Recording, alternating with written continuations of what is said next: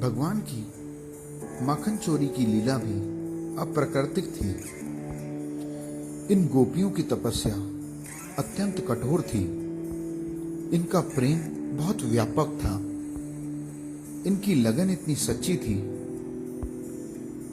कि भक्तों पर कृपा करने वाले प्रेम रस से परिपूर्ण भगवान उनकी इच्छा के अनुसार उन्हें सुख पहुंचाने के लिए माखन चोरी की लीला करके उनकी इच्छित पूजा ग्रहण करें, चीर हरण की लीला करके उनका रहा-सहा व्यवधान का पर्दा हटा दें और रास लीला करके दिव्य सुख पहुंचाएं, तो यह कोई आश्चर्य की बात नहीं है।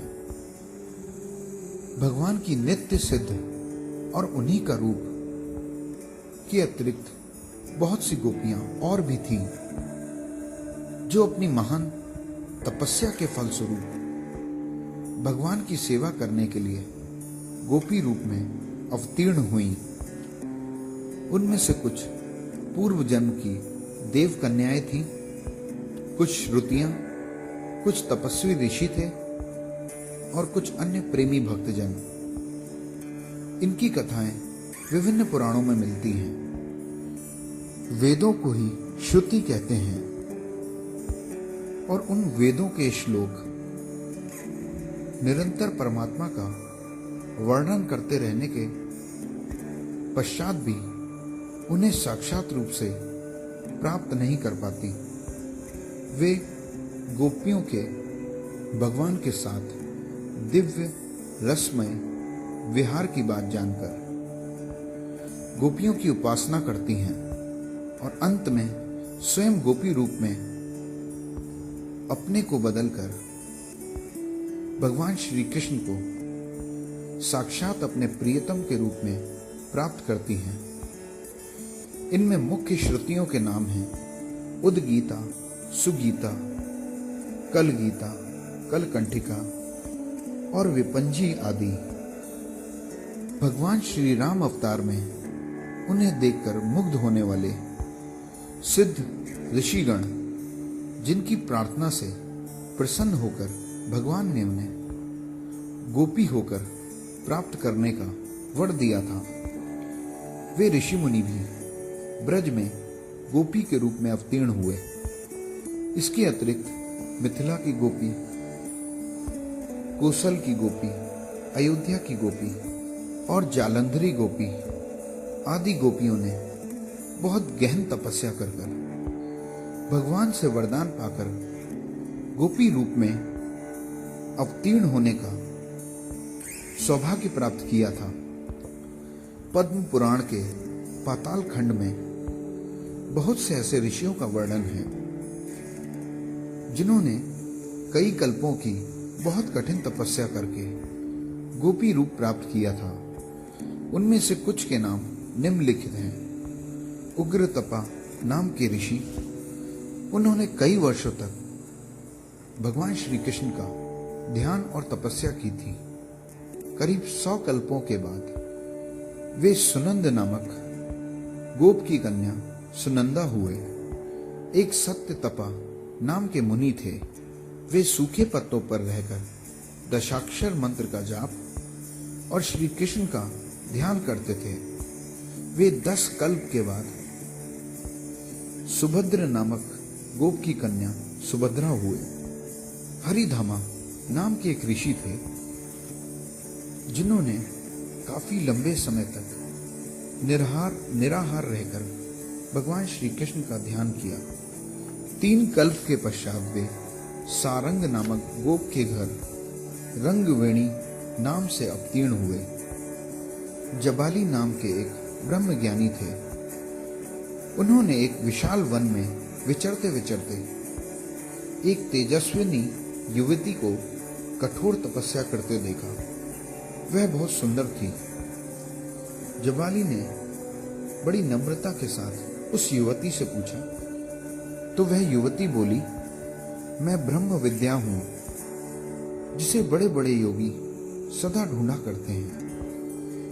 मैं श्री कृष्ण के चरण कमलों की प्राप्ति के लिए इस घोर वन में उन पुरुषोत्तम का ध्यान करती हुई दीर्घ काल से तपस्या कर रही हूँ।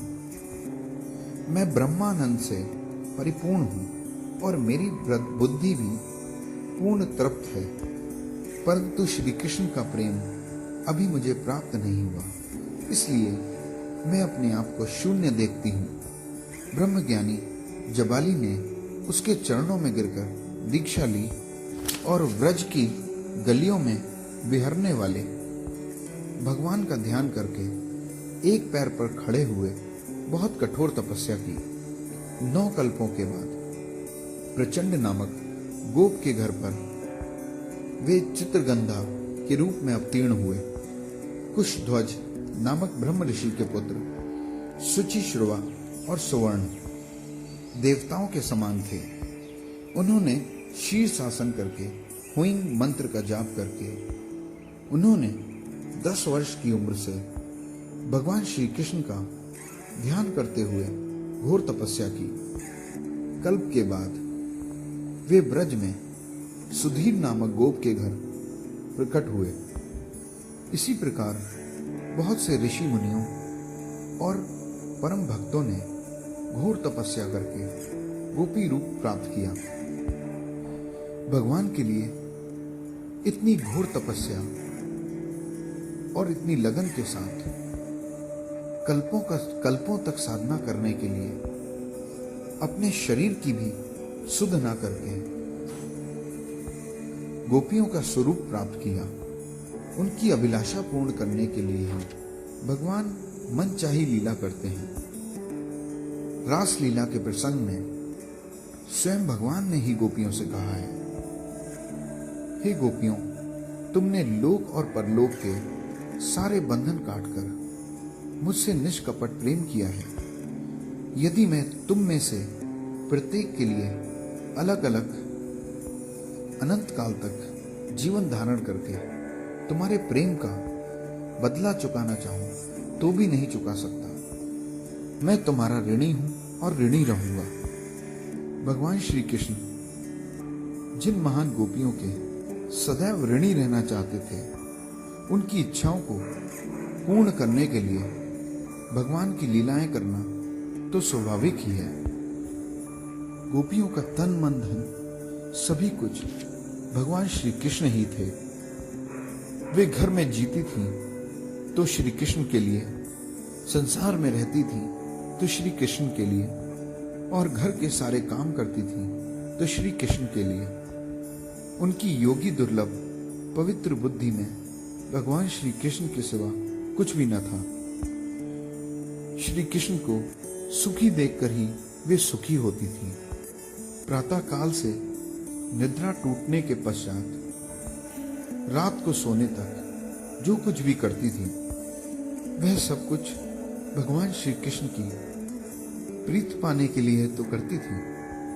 यहाँ तक कि उनकी निद्रा भी श्री कृष्ण में ही होती थी। रात को दही जमाते समय भी श्याम सुंदर की मधुर छवि का ध्यान करती थी। प्रेममयी प्रत्येक गोपी यह अभिलाषा करती थी कि मेरा दही सुंदर जमे।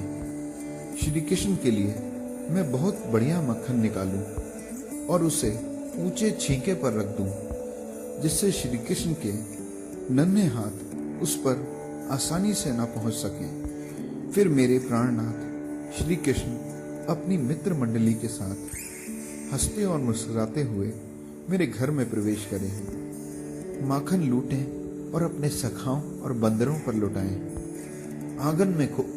आनंद में खोकर वे आंगन में नाचने लगे और मैं कहीं छुपकर भगवान की उन लीलाओं का आनंद उठा सकूं, और फिर अचानक ही पकड़कर उन्हें हृदय से लगा लूं। अपने निज जन व्रजवासियों को सुखी करने के लिए भगवान गोकुल में पधारे थे, वरना माखन तो नंद बाबा के घर में भी कम न था। लाख लाख गौएं थी, वे जितना चाहते खाते और लुटाते, परंतु वे तो केवल नंद बाबा के ही नहीं, सभी गोकुल वासियों के अपने थे।